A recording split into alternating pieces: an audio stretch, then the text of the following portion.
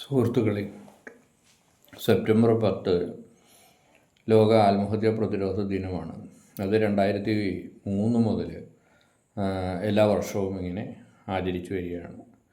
അപ്പോൾ ഈ ആത്മഹത്യ അവബോധം വർദ്ധിപ്പിക്കുകയും അതിൻ്റെ ശാസ്ത്രീയമായ അറിവ് എല്ലാവരിലേക്കും എത്തിക്കുകയും അതുവഴി ആത്മഹത്യാ പ്രതിരോധ പ്രവർത്തനങ്ങൾ ഊർജിതപ്പെടുത്തുകയുമാണ് ഇതിൻ്റെ ഉദ്ദേശം.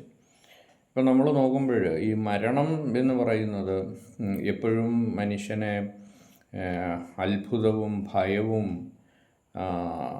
ഒക്കെ ഉണ്ടാക്കുന്ന ഒന്നാണ്.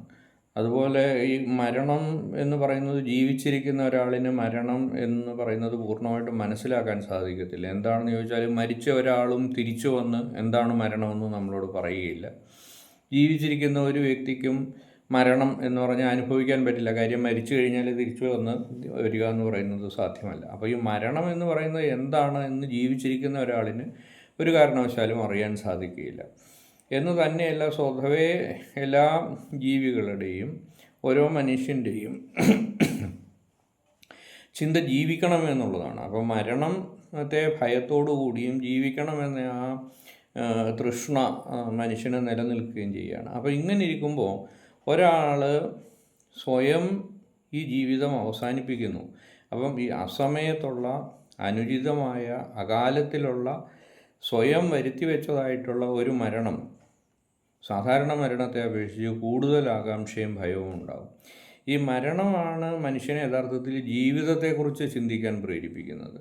അപ്പോൾ ഈ ജീവിതത്തെക്കുറിച്ച് ഉള്ള ചിന്തയാണ് യഥാർത്ഥത്തിൽ ആത്മഹത്യകളുടെ വ്യാഖ്യാനം. കാര്യം ആത്മഹത്യ ചെയ്ത ഒരു മനുഷ്യൻ അല്ലെ ആത്മഹത്യ പ്രവണത കാണിക്കുന്ന ഒരു വ്യക്തി എന്തെല്ലാം മാനസിക വ്യഥകളിൽ കൂടെയും ബുദ്ധിമുട്ടുകളിൽ കൂടെയും അനാരോഗ്യത്തിൽ കൂടെയുമാണ് കടന്നു പോകുന്നത് എന്ന് ആലോചിക്കുന്നതിനു പകരം ആത്മഹത്യയുടെയും ആത്മഹത്യാ പ്രവണതയുടെയും വ്യാഖ്യാനങ്ങൾ എന്ന് പറയുന്നത് ജീവിച്ചിരിക്കുന്ന മനുഷ്യൻ്റെ ജീവിതത്തെക്കുറിച്ചുള്ള അവൻ്റെ വീക്ഷണങ്ങളാണ്. അപ്പോൾ ഒരാൾ പെട്ടെന്ന് ആത്മഹത്യ ചെയ്തു മരണപ്പെട്ടു എന്ന് കേൾക്കുമ്പോൾ നമ്മൾ ഉടനെ ആലോചിക്കുന്നത് അയാൾക്ക് എന്തായിരുന്നു ബുദ്ധിമുട്ട്, എന്തെല്ലാമായിരുന്നു, സാമ്പത്തിക ബുദ്ധിമുട്ടായിരുന്നു, വ്യക്തിബന്ധങ്ങളിലുണ്ടായിരുന്ന പരാജയമാണോ, എന്താണ് എന്ന് ആലോചിക്കുകയും വ്യാഖ്യാനങ്ങൾ കൊടുക്കുകയുമാണ്.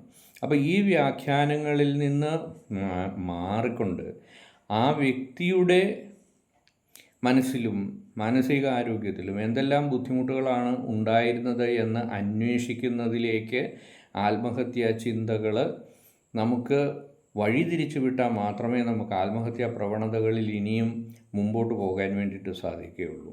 അപ്പോൾ ഈ വ്യാഖ്യാനങ്ങൾ ജീവിച്ചിരിക്കുന്ന മനുഷ്യൻ മറ്റൊരു മനുഷ്യൻ ആത്മഹത്യ മൂലം മരണപ്പെടുമ്പോൾ ജീവിച്ചിരിക്കുന്ന മനുഷ്യൻ ജീവിതത്തെക്കുറിച്ച് നടത്തുന്ന ആഖ്യാനങ്ങൾക്ക് ഇന്ന് പ്രാമുഖ്യം കിട്ടുകയും അതേസമയം ആ വ്യക്തിക്ക് എന്താണ് സംഭവിച്ചത് എന്ന് വ്യക്തിയുടെ ഭാഗത്ത് നിന്ന് ചിന്തിക്കാനും മനസ്സിലാക്കാനും അയാളിൽ നിലനിന്നു വന്ന രോഗാതുരത എന്താണെന്ന് മനസ്സിലാക്കുകയും അതിനെ തടയാൻ വേണ്ടിയിട്ട് നമുക്ക് സാധിക്കുന്നില്ല.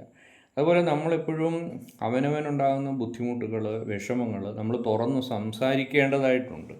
അപ്പോൾ ഇപ്പോൾ നമ്മളിതെല്ലാം മറച്ചു വെച്ചുകൊണ്ട് നമ്മൾ വളരെ പ്രസന്നമായ ഒരു മുഖഭാവവും ജീവിത രീതിയും കൊണ്ട് മുമ്പോട്ട് പോവുകയും ചെയ്യുമ്പോൾ ഇത് എന്തോ അവനവൻ്റെ കാര്യങ്ങൾ, ബലഹീനതകൾ അല്ലെങ്കിൽ ബുദ്ധിമുട്ടുകൾ സംസാരിക്കുന്നത് വളരെ മോശമായിട്ടുള്ളൊരു കാര്യമാണെന്നുള്ളൊരു ചിന്താഗതിയിലേക്ക് മനുഷ്യൻ പോവുകയാണ്. അപ്പോൾ ഈ മാനസികമായിട്ടുണ്ടാകുന്ന അസ്വസ്ഥതകൾ ശാസ്ത്രീയമായിട്ട് നമുക്ക് സമീപിക്കാനും നമുക്കതിന് ഒരു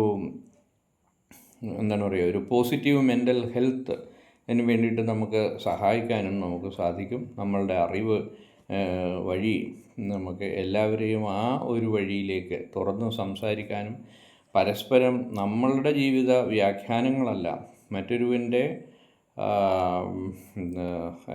വ്യഥകളെ മനസ്സിലാക്കാനും അതിനെ ശാസ്ത്രീയമായിട്ട് അവലോകനം ചെയ്യാനും അതിന് വേണ്ട തിരുത്തലുകൾ വരുത്താനും ശാസ്ത്രീയമായ മെഡിക്കൽ രംഗത്തുള്ള ചികിത്സാ സാധ്യതകൾ നിലനിൽക്കുന്നുണ്ട് എന്നുള്ള ഒരറിവ് എല്ലാവരിലേക്കും എത്തിക്കാൻ വേണ്ടിയിട്ടും നമ്മൾ ശ്രമിക്കേണ്ടതാണ്. ഈ വർഷത്തെ ലെറ്റസ് ചേഞ്ച് ദ നറേറ്റീവ്, നമുക്ക് ആഖ്യാനങ്ങൾ മാറ്റാം, ആത്മഹത്യൻ്റെ ആഖ്യാനങ്ങൾ മാറ്റാം എന്നുള്ളതാണ് ഈ വർഷത്തെ തീം. അപ്പോൾ ഇതിൽ പ്രധാനമായിട്ടും എനിക്ക് തോന്നുന്നത്, ഇത് ഒരു മാനസികാരോഗ്യ പ്രശ്നമാണ് എന്ന് നമ്മൾ ആവർത്തിച്ച് പറയുന്നത് കൊണ്ട് മാത്രം ഇതിന് നമ്മൾ ഉദ്ദേശിക്കുന്ന തരത്തിലുള്ളൊരു മാറ്റം ഉണ്ടാകുമെന്ന് പ്രതീക്ഷിക്കാൻ വയ്യ. പക്ഷേ നമ്മളിലെല്ലാം നമ്മളിത് മറ്റൊരു ദുരിത പോലെ ഒരു അനാരോഗ്യം എന്നത് സഹായം നേടാവുന്നതും സഹായം ലഭിക്കാവുന്നതുമായ, ശാസ്ത്രീയമായ സഹായം ലഭിക്കാവുന്നതുമായ ഒരു ചുറ്റുപാടാണ്, ഒരു കാര്യമാണ് എന്ന് മനസ്സിലാക്കുക. ആ ബോധം എല്ലാവരിലേക്കും എത്തിക്കാൻ ശ്രമിക്കുക എന്നുള്ളതാണ് ഈ